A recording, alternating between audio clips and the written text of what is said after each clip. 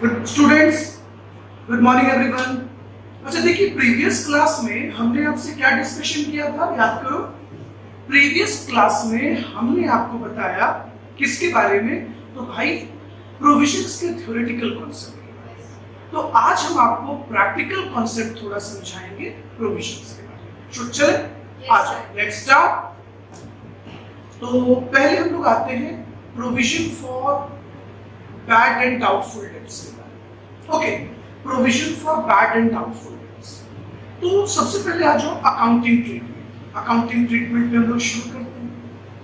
Sir एक बात बताइए, अकाउंटिंग ट्रीटमेंट में हमें सबसे पहले क्या करना है? तो सबसे पहले तो आपको ये जानना होगा कि इस ईयर, करंट ईयर में आपके टोटल कितने पैसे डूबे हैं। अब जाहिर सी बात है, जो भी आपके पैसे डूब गए हैं वो तो आपके लिए लॉस है, जिसको आप बैड डेट्स कहते हैं। लेकिन सवाल ये है कि उस बैड डेट्स के होने के कारण आपका डेटर का वैल्यू भी तो घटता है। आप सोचो, एक एग्जांपल, मिस्टर राम जो मेरे डेटर थे 1 लाख रुपीस के, 10,000 उनके पास बैड डेट्स हो गया, तो राइट नाउ वो कितने के बच गए? सिर्फ 90,000 रुपए, 90,000। तो मेरा डेटर घटा ना? हाँ जी बिल्कुल। तो देखो, हम लोगों ने सबसे पहले एंट्री क्या किया? Bad debts account debit to sundry debtors. हमने अपने बैड डेट्स को सबसे पहले क्या कर लिया? राइट ऑफ किया। किससे? तो डेटर्स। यहां तक कोई दिक्कत? अच्छा, दूसरे स्टेप में बच्चों हमें क्या कैलकुलेट करना है? Provision calculate. क्या कैलकुलेट करना है? प्रोविजन। अच्छा, प्रोविजन कैलकुलेट कैसे करोगे? डेटर्स, समझे? डेटर्स जितना भी तुम्हारा बैड डेट्स हुआ है उतना पहले लेस कर लो और रेट से मल्टीप्लाई कर लो, ये आ जाएगा तुम्हारे पास bad dates. Bad dates calculate कर लोगे। लेकिन सवाल उठा कि ये जो तुम प्रोविजन कैलकुलेट किए हो, ये बनाओगे कहां से? ये तुमको बनाना पड़ेगा प्रॉफिट और लॉस अकाउंट से। तो एंट्री क्या करोगे? Profit and loss account debit to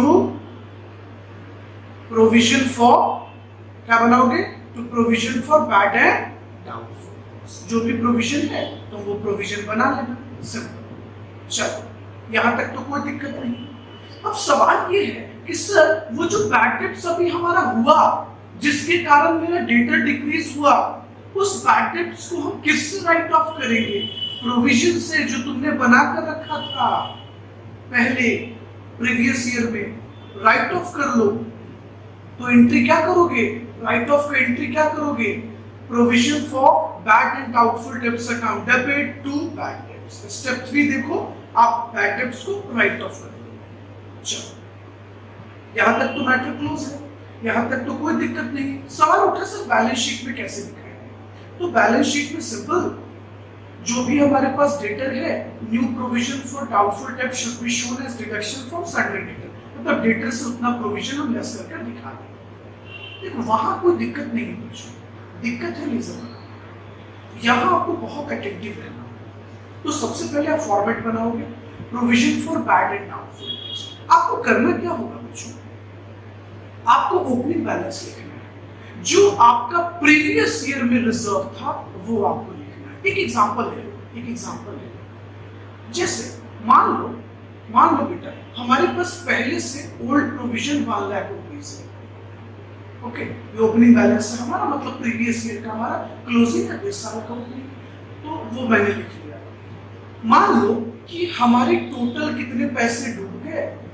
50,000 rupees bad debts. ठीक है, मैंने राइट ऑफ कर दिया। अब सोचो, 1 लाख रुपया हमारे पास पहले से रिजर्व था, जिसमें से 50,000 हमने एडजस्ट कर दिया। हमारे हाथ में कितना बच रहा है? 50,000। प्रैक्टिकली सोच के देखिए, 1 लाख रुपया था, जिसमें से मैंने 50,000 का बैड डेट्स राइट ऑफ कर लिया। कितना बचा? 50। अब यहां सोचने वाली बात है, मान लो आपकी कंपनी डिसीजन लेती है कि हम क्लोजिंग रिजर्व इस साल 70,000 मेंटेन करके रखेंगे। कितना मेंटेन करके रखेंगे? 70,000। जरा प्रैक्टिकली सोचो बेटा, पहले से तुम्हारे पास कितना रिजर्व था? 1 लाख। तुम्हारा बैड डेट्स कितना हुआ? 50,000। कितना बचा हुआ है? 50,000। प्रोविजन में 50,000 बचा हुआ है ना। और इस साल तुम कितना रिजर्व बनाने के लिए डिसीजन ली हो? 70,000। बताओ तो तुम्हें और कितने पैसों की जरूरत है? 20,000, है ना? प्रैक्टिकली सोचो, यानी अगर 20,000 रुपया हम प्रॉफिट और लॉस अकाउंट से विड्रॉ कर लें और प्रोविजन अकाउंट में ट्रांसफर कर दें तो 70,000 पूरा हो जाएगा। अच्छा, एक बार फिर से रिपीट करते हैं। देखो, सबसे पहले हमने लेजर बनाया जो provision for bad and doubtful dates for opening balance बनाया। तो मान लो हम, मतलब ये एक इमेजिनरी एग्जांपल है कि हम लोगों का ओपनिंग बैलेंस 1 लाख रुपीस था। कितना था बेटा? 1 लाख। अच्छा, इसमें से हमारे कितने पैसे डूब गए?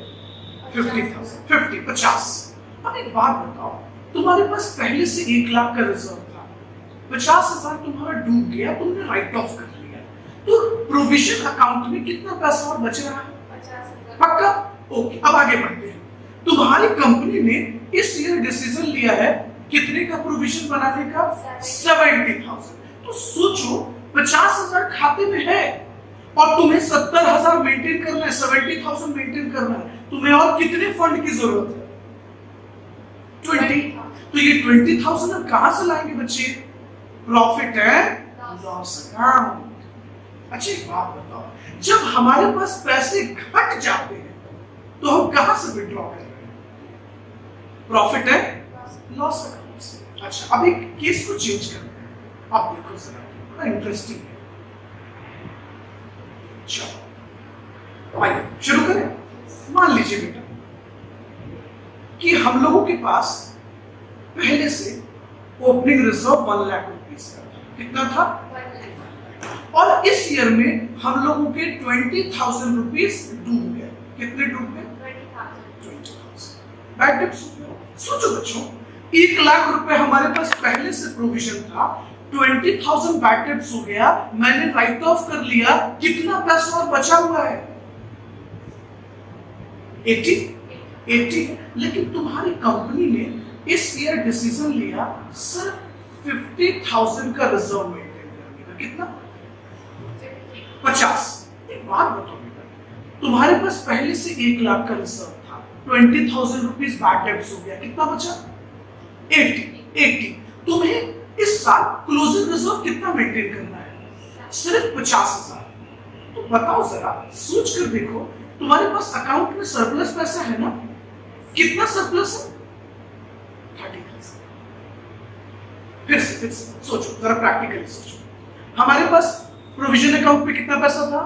गुड। अच्छा, प्रोविजन क्यों बनाते हैं बेटा? जो भी होने वाला लॉस है उसको हम फुलफिल कर सके। पक्का? पक्का है। अब सोचो, कितने पैसे डूब गए हमारे? 50। नहीं बेटा, 20।